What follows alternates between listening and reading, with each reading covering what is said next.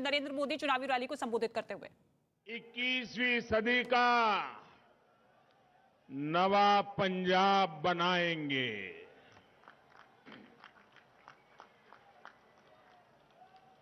और जब मैं नवा पंजाब कह रहा हूं, मतलब हंसदा पंजाब,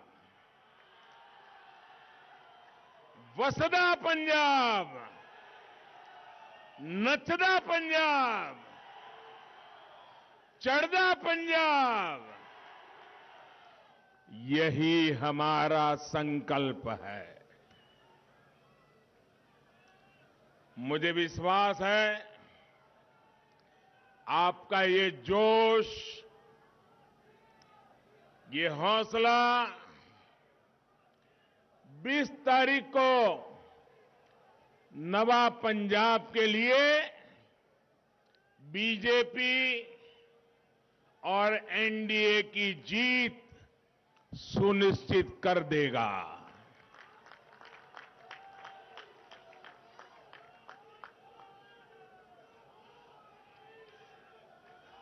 सरकार बनाएंगे ना, भाजपा की सरकार बनाएंगे ना, पूरा पक्का विश्वास है। आपका ये जो दमखम है ना, उसमें ही मुझे विजय नजर आ रहा है। साथियों, मैं पठानकोट की इस पवित्र धरती से मुक्तेश्वर महादेव मंदिर और अमृतसर के दुर्गियाना माता मंदिर का प्रणाम करता हूं। ये धरती हरमंदिर साहब और करतारपुर साहब की भी धरती है। इस पवित्र धरती से मैं सभी गुरुओं को श्रद्धापूर्वक नमन करता हूं। आज संत रविदास जी की भी जयंती है। यहां आने से पहले मैं दिल्ली में गुरु रविदास विश्राम धाम मंदिर जाकर आया हूं, आशीर्वाद लेकर के आया हूं। पंजाब से भी बड़ी संख्या में हमारे साथी लाखों श्रद्धालु उनकी जन्मस्थली बनारस गए हुए हैं। यहां से जो यात्री और देश भर से यात्री आज जो बनारस आए हैं, उनकी सहूलियत के लिए जितना कुछ कर सकता हूं, मैंने और योगी जी की सरकार ने करने का प्रयास किया है। यहां के मेरे सभी साथियों की सहूलियत के लिए रेलवे ने 2 विशेष ट्रेन भी चलाई है। और बनारस के सांसद के नाते ये मेरी जिम्मेवारी बनती है कि जब आप मेरे मेहमान बने हो तो मुझसे हो सके उतना श्रद्धालुओं की सेवा करो, बनारस में उनको कोई तकलीफ न हो, उनकी जरूरी सुविधाएं मिले। ये मेरा सौभाग्य है कि काशी में संत रविदास मंदिर परिसर में हमने बहुत बड़ा भव्य लंगर हॉल श्रद्धालुओं को अर्पित किया। मैं आप सभी को और बनारस गए श्रद्धालुओं को भी संत रविदास जयंती की अनेक अनेक शुभकामनाएं देता हूं।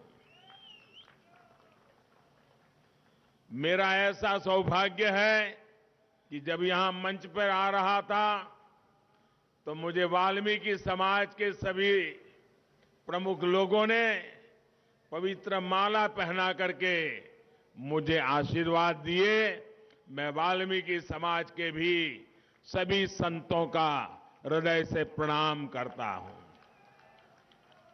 आज मेरा यह भी सौभाग्य रहा कि कबीर परंपरा के अनुयायी भी आज यहां आकर के मुझे आशीर्वाद दे रहे थे। ये भी मेरा बड़ा सौभाग्य है।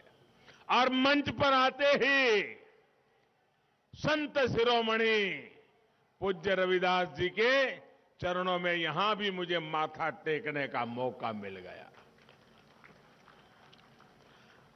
साथियों, संत रविदास जी का एक दोहा है और ध्यान से सुनिए। और जब ध्यान से सुनोगे तो आपका भी पक्का विश्वास हो जाएगा कि मोदी की सरकार वही कर रही है जो संत रविदास जी कह के गए हैं।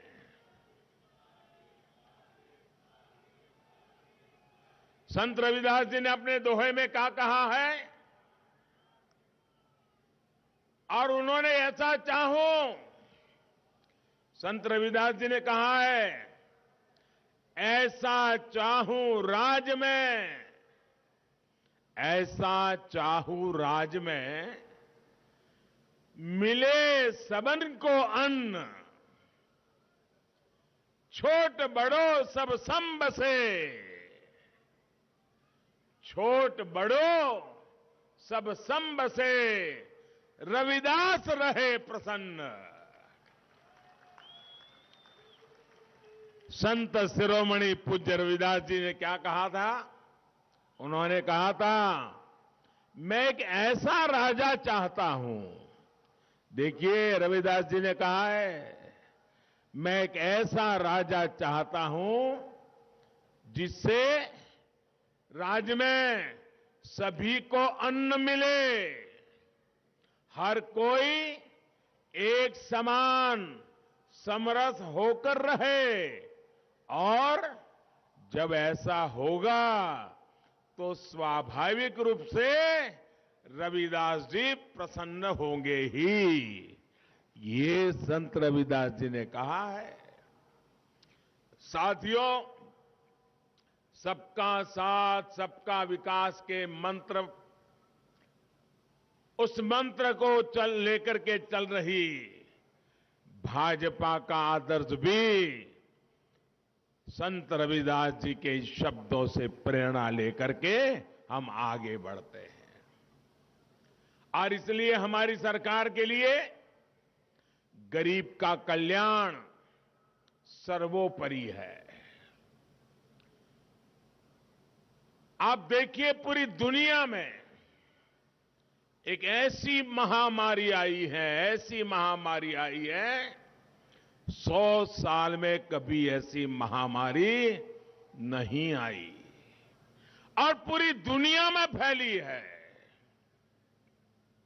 लेकिन भाजपा सरकार ने संत रविदास जी की इस भावना को प्राथमिकता दी। मिले सबको अन्न। दुनिया के बड़े बड़े देशों में आज कोरोना की वजह से गरीब को हर तरह की दिक्कत आ रही है, खाने पीने की समस्या हो रही है। लेकिन इतने बड़े संकट में, 100 साल की सबसे बड़ी महामारी में, इस काल में भारत करोड़ों देशवासियों को मुफ्त में राशन उपलब्ध करा रहा है।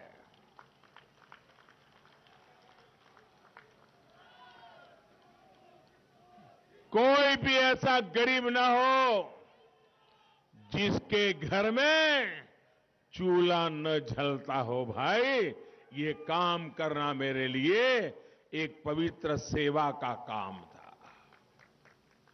पंजाब के भी लाखों गरीबों को 2 साल से मुफ्त राशन मुहैया कराया जा रहा है।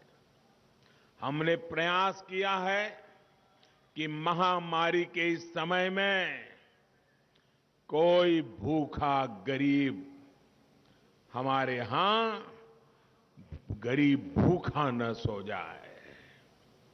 कोरोना की वैक्सीन भी हमारी सरकार ने मुफ्त मुहैया कराई।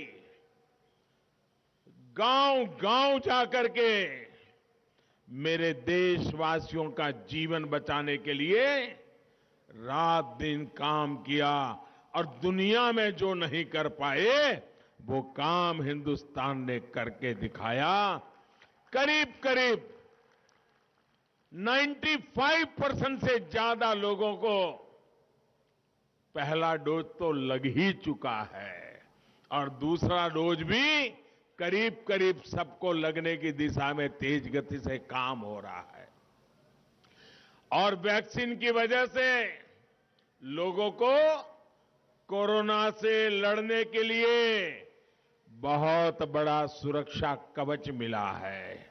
भाइयों बहनों, आप सबने वैक्सीन लगवाई है ना? मुझे बताइए, वैक्सीन लगवाई है ना? आपको एक नए पैसे का खर्चा हुआ है क्या? आपको कोई दिक्कत हुई है क्या? मुझे बताइए, ऐसे संकट के समय ये पवित्र काम मुझे करना चाहिए था कि नहीं करना चाहिए था? देशवासियों को वैक्सीन लगनी चाहिए थी कि नहीं लगनी चाहिए थी? भाइयों बहनों, इसी वैक्सीन की वजह से अब पंजाब में भी स्थितियां थोड़ी बहुत सामान्य होने के कारण आर्थिक गतिविधियों ने भी अपना जोर पकड़ना शुरू कर दिया है। साथियों, पठानकोट में मैं अभी देख रहा था, कई परिवारों से मैं हाथ उठा करके सबको नमस्ते कर रहा था। सारे पुराने लोगों के चेहरे आज मेरे सामने थे। एक साधारण कार्यकर्ता के रूप में कभी टू व्हीलर पर आता था, कभी रेल के डिब्बे से यात्रा करके पहुंचता था और आपके पठानकोट आता था।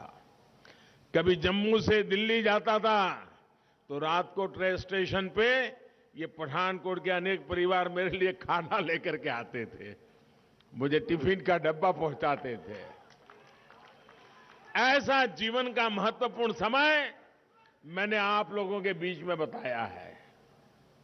यहां की माताएं बहनें अपने बच्चों को कहती हैं, जहां लगेगी रज तो बढ़ेगा गज।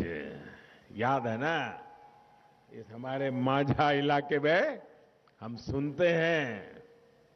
यानी जैसे जैसे शरीर को मिट्टी लगेगी कद भी बढ़ेगा। माझा की इस मिट्टी ने मुझे मां जैसा प्यार दिया है, मां जैसा स्नेह दिया है। लेकिन जिस तरह से मुझे और भाजपा को जरा सुनना पड़ेगा, आज आपके घर में आया हूं, बताऊं ना? कोई कड़वी बात बताऊंगा तो बुरा नहीं लगेगा ना? ऐसा नहीं, जोर से बताइए। थोड़ा कड़वी बात बताऊं तो बुरा नहीं लगेगा ना? पक्का नहीं लगेगा ना? तो बता दो, बता दो। अब देखिए, आपके बीच में मैं इतने साल रहा, आपकी रोटी खा करके मैं बढ़ा, लेकिन जिस तरह से मुझे और भाजपा को हिंदुस्तान के अनेक राज्यों में सेवा करने का अवसर मिला, वैसा अवसर मुझे पंजाब की सेवा करने का नहीं मिला है।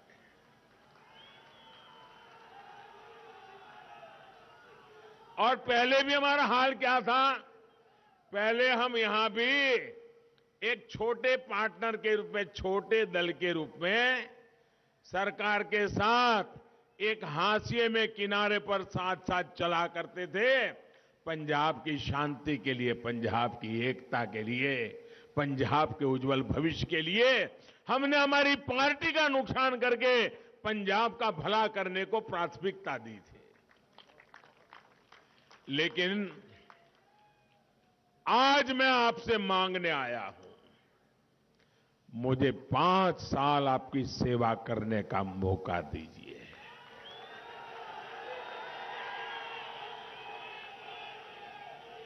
मैं आपको भरोसा देता हूं, मैं आपको भरोसा देता हूं,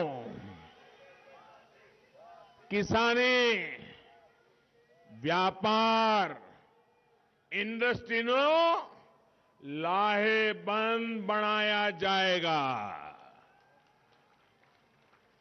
गरीबां ते मजदूरां ਨੂੰ ਉਹਨਾਂ ਦੇ ਏਕ ਦਿੱਤੇ ਜਾਣਗੇ।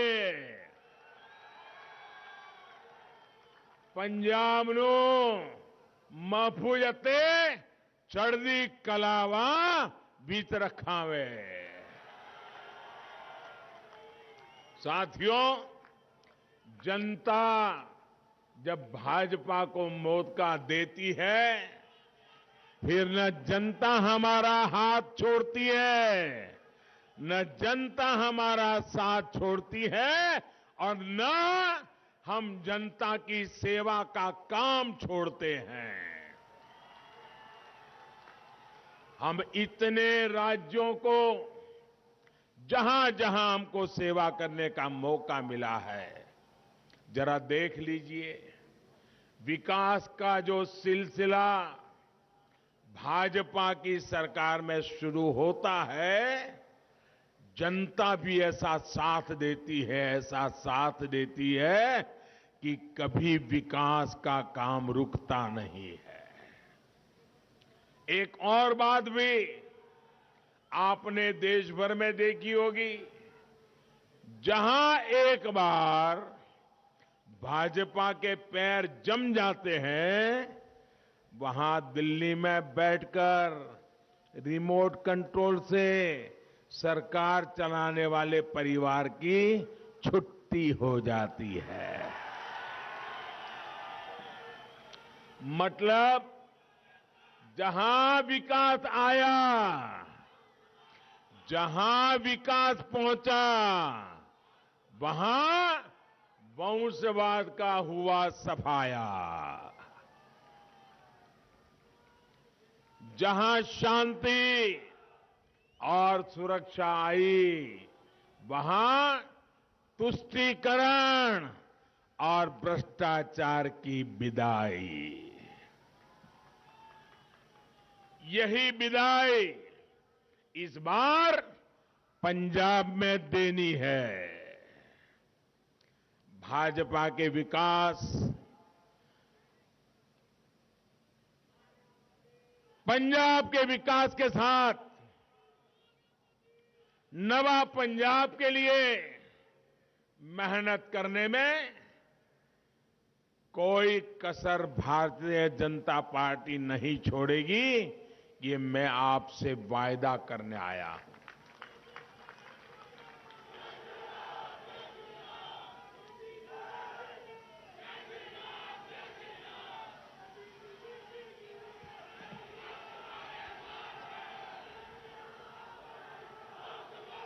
साथियों,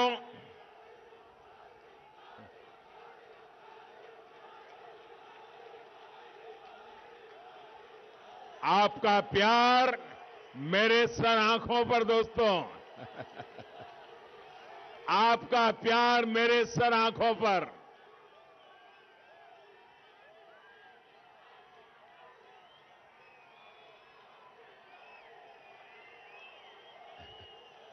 जो दिल्ली में एयर कंडीशन कमरों में बैठे हैं ना, उनको पता नहीं है ये प्यार की ताकत क्या है।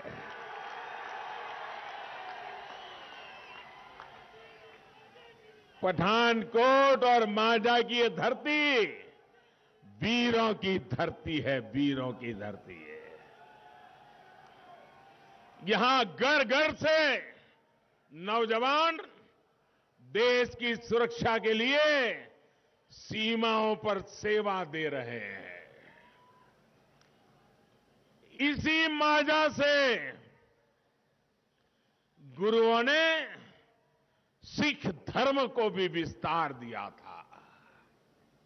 लेकिन सरकार अगर संस्कारों के खिलाफ चलने वालों की हो तो वो विरासत और पहचान दोनों को मिटाने के लिए लग जाती है।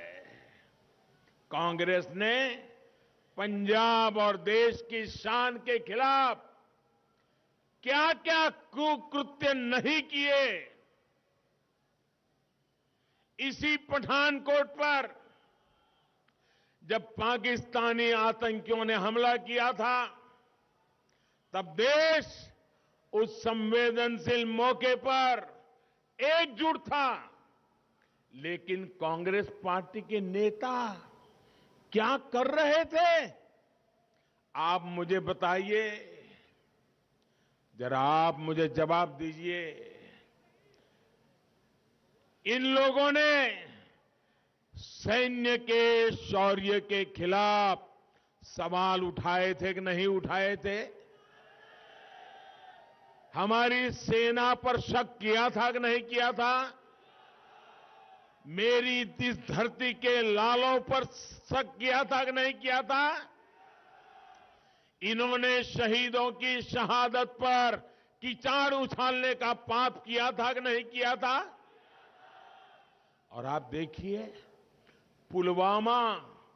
पुलवामा के हमले की बरसी पर भी ये कांग्रेस के लोग अपनी पाप लीला को बंद नहीं कर पाए, बाज नहीं आ रहे हैं।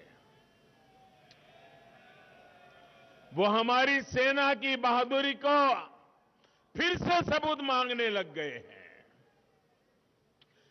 मैं वीर जवानों को और पूर्व सैनिकों का आभार व्यक्त करता हूं कि उन्होंने मुंह तोड़ जवाब देकर के कांग्रेस ने मुंह पर ताले लगा लेने की कोशिश की है जी।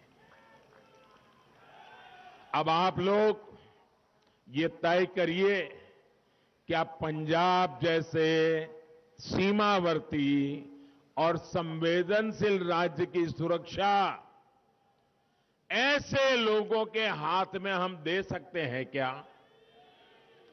ऐसे लोग आपको सुरक्षा दे सकते हैं क्या? ऐसे लोग आपका भला कर सकते हैं क्या? ये आपकी चिंता कभी कर सकते हैं क्या? अगर इन्हें फिर से मौका मिल गया तो ये पंजाब की सुरक्षा को खतरे में डालने से पीछे नहीं हटेंगे।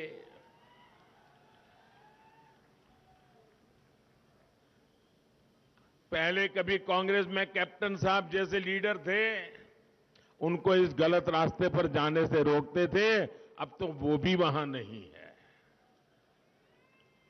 और इसलिए 20 फरवरी को पंजाब की सुरक्षा को ध्यान में रखते हुए भाजपा को एनडीए को वोट देना है।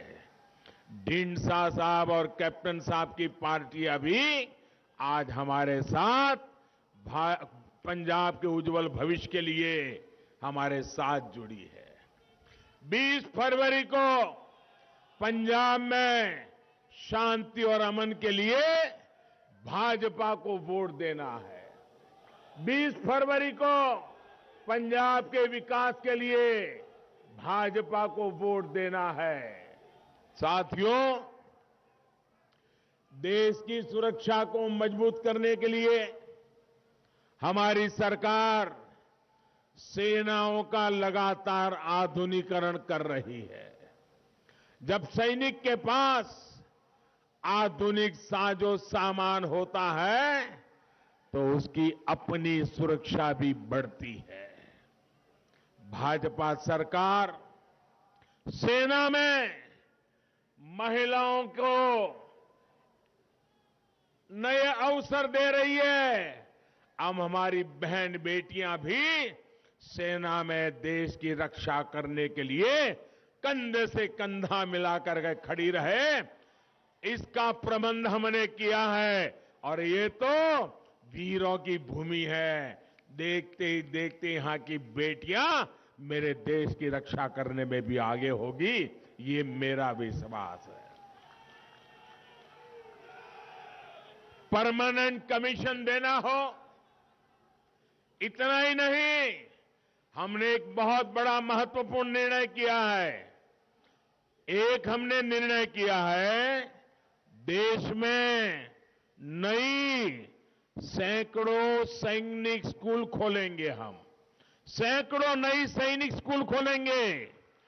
इतना ही नहीं, उन सैनिक स्कूलों में बेटियों को भी एडमिशन दिया जाएगा, उनके लिए भी सैनिक स्कूल के दरवाजे खोल दिए जाएंगे। भाइयों, मुझे बताइए, मेरी बहन बेटियों को अपनी वीरता दिखाने का अवसर मिलेगा कि नहीं मिलेगा? उनका सामर्थ्य दिखाने का अवसर मिलेगा कि नहीं मिलेगा? ऐसे कई कदम हमारी सरकार ने उठाए हैं। सीमावर्ती इलाकों में हमने जो सीमावर्ती स्कूलें हैं और जो अच्छी स्कूलें हैं, वहां पर स्कूलों में एनसीसी का विस्तार करने का निर्णय किया है। देश में हजारों नई स्कूलें, अब एनसीसी का केंद्र वहां भी उपलब्ध हो जाएगा, ताकि सीमा पर देशभक्ति का जो ज्वार है, उनको देश के लिए कुछ करने का अवसर मिलेगा। और भाइयों बहनों, इस बजट में आपने देखा होगा, आप तो सीमा के बिल्कुल पास में है।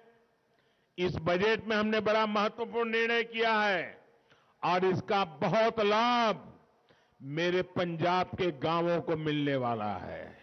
हमने बजट में, और ये खोखले वादे नहीं है, बड़ी बड़ी बातें नहीं है, बजट में प्रावधान कर दिया गया है। क्या? सीमावर्ती गांवों में एक वाइब्रेंट विलेज योजना लागू की जाएगी और जो हमारे सीमा के गांव है, उनको विशेष सुविधाएं दी जाएगी।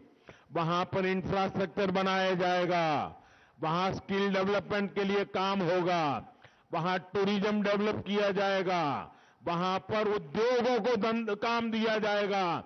एक नया पूरा सीमा क्षेत्र को बल देने का काम हम करने वाले हैं। साथियों, हम पंजाब को पंजाबियत की नजर से देखते हैं। हमारे लिए पंजाबियत ये सबसे प्रमुख है। ये जो हमारे विरोधी लोग हैं ना, वो सिर्फ और सिर्फ पंजाब को सियासत के चश्मे से देखते हैं। हम पंजाबियत को गहराई से देखते हैं भाइयों, और इसलिए हमें करतारपुर साहिब कॉरिडोर के विकास का सौभाग्य मिला।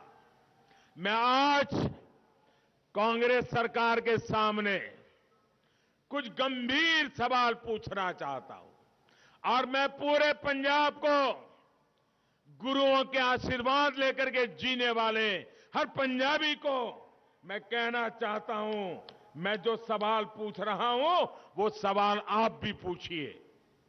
आप मुझे बताइए, जब भारत विभाजन हुआ, नेता कौन थे भाई?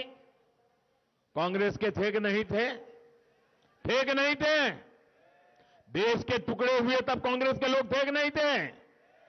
क्या इनको इतनी समझ नहीं आई कि 6 किलोमीटर दूर सीमा से हमारे गुरु नानक देव जी की तपोभूमि, क्या विभाजन के समय वो 6 किलोमीटर और गुरु नानक देव जी की पवित्र भूमि भारत में रख सकते थे कि नहीं रख सकते थे? रख सकते थे कि नहीं रख सकते थे? रखना चाहिए था कि नहीं चाहिए था? जरा हिम्मत से बताओ, रखना चाहिए था कि नहीं रखना चाहिए था? ये पाप किया है कि नहीं किया उन्होंने? हमारी भावनाओं को कुचला है कि नहीं कुचला है? दूसरी घटना, 65 की लड़ाई हुई, भारत की सेना लाहौर में झंडा फरकाने की ताकत के साथ आगे बढ़ रही थी। बढ़ रही थी कि नहीं बढ़ रही थी? बढ़ रही थी कि नहीं बढ़ रही थी? अगर 65 की लड़ाई में थोड़ा 2 कदम आगे जाते तो गुरु नानक देव जी की तपोभूमि हमारे पास होती कि नहीं होती? होती कि नहीं होती? वो पहला मौका चूक गए विभाजन के समय, दूसरा मौका चूक गए 65 की लड़ाई में, और फिर बांग्लादेश की लड़ाई हुई। बांग्लादेश की लड़ाई हुई, 90,000 पाकिस्तान के सैनिकों ने हिंदुस्तान की सेना के सामने घुटने टेक दिए। 90,000 सैनिक हमारी कैद में थे, हिंदुस्तान की कैद में थे। अगर दिल्ली में बैठी हुई सरकार में दम होता तो उनको कह देते कि 90,000 सैनिक तुम्हें तब मिलेंगे जब हमें हमारे गुरु नानक देव की तपोभूमि वापस मिलेगी। ये काम उनको करना चाहिए था कि नहीं करना चाहिए था? 3 बार मौके मिले, उन्होंने गवा दिए। 3 बार मौके मिले, गवा दिए। भाइयों बहनों, मैंने आज लड़ाई तो थी नहीं, कूटनीतिक ताकत से कॉरिडोर बनाया, और कल तक जो दूरबीन से गुरु महाराज की तपोभूमि के दर्शन करते थे, आज मेरे श्रद्धालु वहां जाकर के दर्शन कर करके आ जाते हैं। भाइयों, मुझे बताइए, ऐसे शासकों के लिए सवाल बनता है कि नहीं बनता है? ऐसे लोगों पे कोई भरोसा कर सकते हैं क्या? भाइयों बहनों, हम तो एक समर्पित लोग, हमें विरासत के भी गर्व है और विकास की जिम्मेवारी भी हमारे सामने है। हम गुरुओं के प्रकाश पर्व को पूरी आस्था से सिर्फ हिंदुस्तान में नहीं, पूरी दुनिया में मनाते हैं, और भारत की इस महान विरासत की दुनिया के लोगों को पहचान करवाते हैं। लेकिन इन लोगों का इतिहास क्या है? इन लोगों के नाम पर दरबार साहब का अपमान, हिंसा और खून खराबे का कलंक दर्ज है। हम सिख दंगों के आरोपियों को सजा दिलवाते हैं, ये उन्हें अपनी पार्टी में बड़े बड़े ओहदे देते हैं। यही वो लोग हैं जिन्होंने राम मंदिर के निर्माण को रोकने के लिए पूरी ताकत लगा दी थी।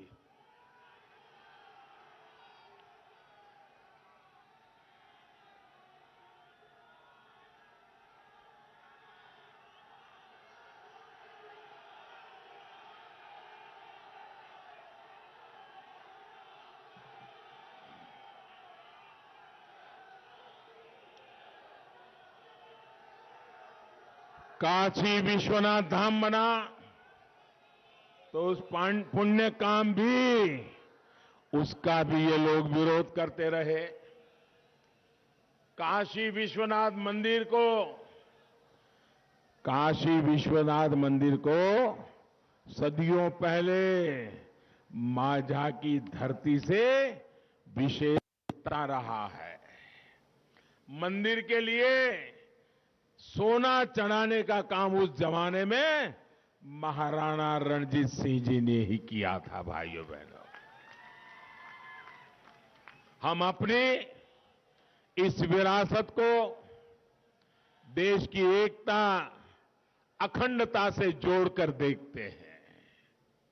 इससे पर्यटन भी बढ़ता है, युवाओं को रोजगार भी मिलता है, लेकिन उन्हें देश की आस्था और विरासत से ही उनका सुनते ही उनके कान लाल हो जाते हैं, चीड़ है उनको।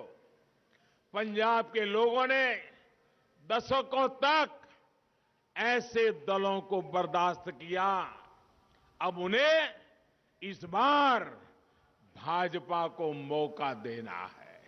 और मैं परसों जालंधर आया था, मुझे यहां से जो खबरें मिल रही है, पंजाब ने पक्का कर लिया है, इस बार पक्का परिवर्तन, भाजपा की सरकार। भाइयों और बहनों, कांग्रेस पार्टी की करतूतों का साथ देने के लिए अब उन्हें पार्टनर इन क्राइम भी मिल गया है। पार्टनर इन क्राइम भी मिल गया है। आप देखिए कितनी समानता है दोनों दलों में। जब अयोध्या में राम मंदिर बनता है तो ये दोनों पार्टियां उसका विरोध करते हैं, मिलकर के विरोध करते हैं। जब भारत के जांबाज अपना शौर्य दिखाते हैं तो ये दोनों पार्टी के नेता वही बोलते हैं जो पाकिस्तान से बोला जाता है, पाकिस्तान के सूर में सूर मिलाते हैं। एक ने पंजाब के युवाओं को नशे के जाल में धकेला, दूसरी पार्टी दिल्ली के युवाओं को शराब का लती बनाने में लगी हुई है। भाइयों बहनों, इतना ही नहीं, एक ने पंजाब को लूटा, दूसरी दिल्ली में एक के बाद एक घोटाले कर रही है। ये दोनों एक ही थाली के चट्टे बट्टे होने के बावजूद